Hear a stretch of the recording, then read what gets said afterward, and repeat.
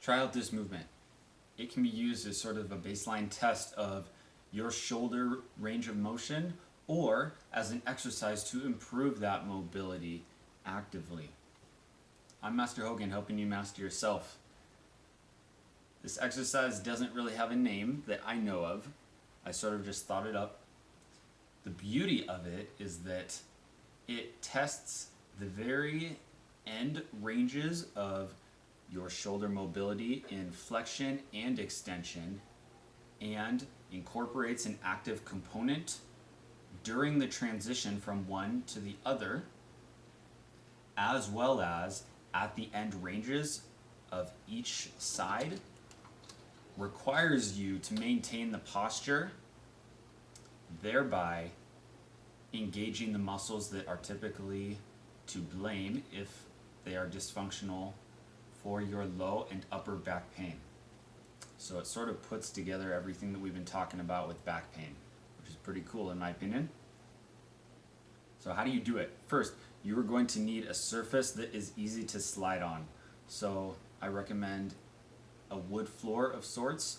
It's pretty easy. We're going to be in sort of a push-up position and sliding our feet in front and behind us. So you need to be able to slide with little friction or resistance.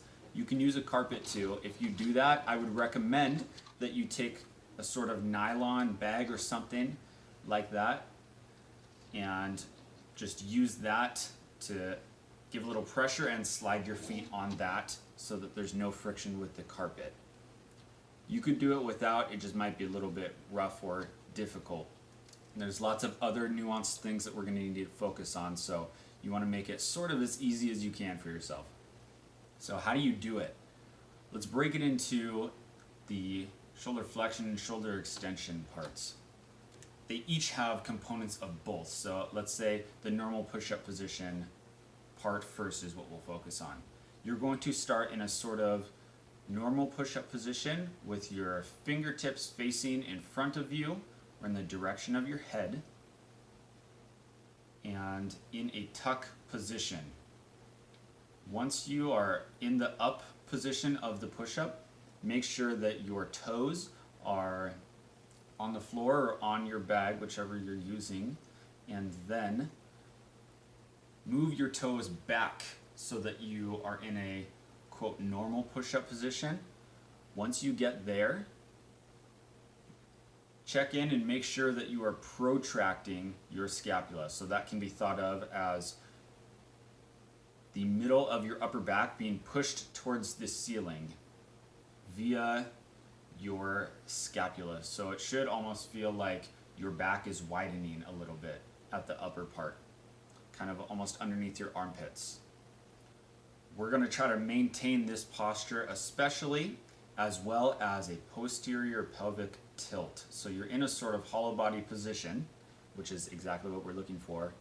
We're going to now try to challenge this by moving the base of support away from the farthest point of balance that we have. Feet and hands are going to move as far away from each other as possible.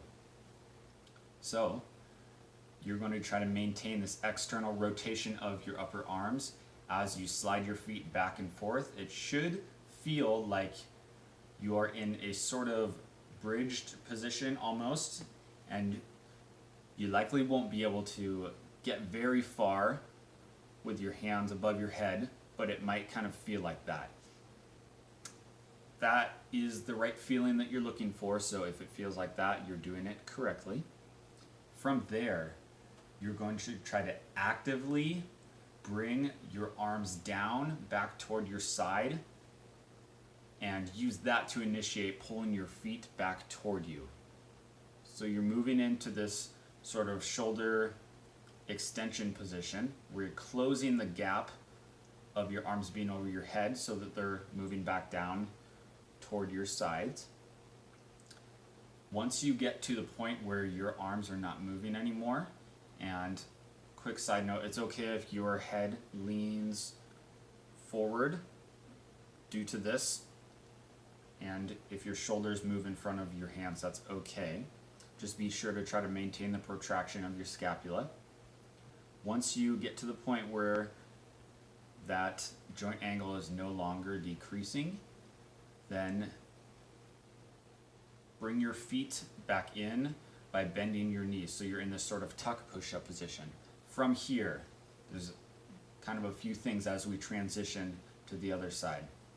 You're going to first rotate your hands so that you're moving from a sort of internally rotated position to a more externally rotated position. That should cause your shoulder blades to come closer together. So the protraction is giving up now, and we're moving from protraction to retraction of the scapula, where they come together. From here, it will sort of be like a pseudo L-sit that you should be in now. From here, you're going to actively engage by keeping those scapula retracted together, coming together, and then using your heels, you're going to lengthen away from your hands and move into this sort of extreme shoulder extension. From here, just like the other side, you're going to try to maintain the posture where your body is straight, and once you hit your end range, by opposite movement, you're trying to bring your feet and hips on this side back to being right next to where your hands are planted on the ground. So, as we've now completed one repetition on sort of each side of this, you can see that these are opposing in many ways.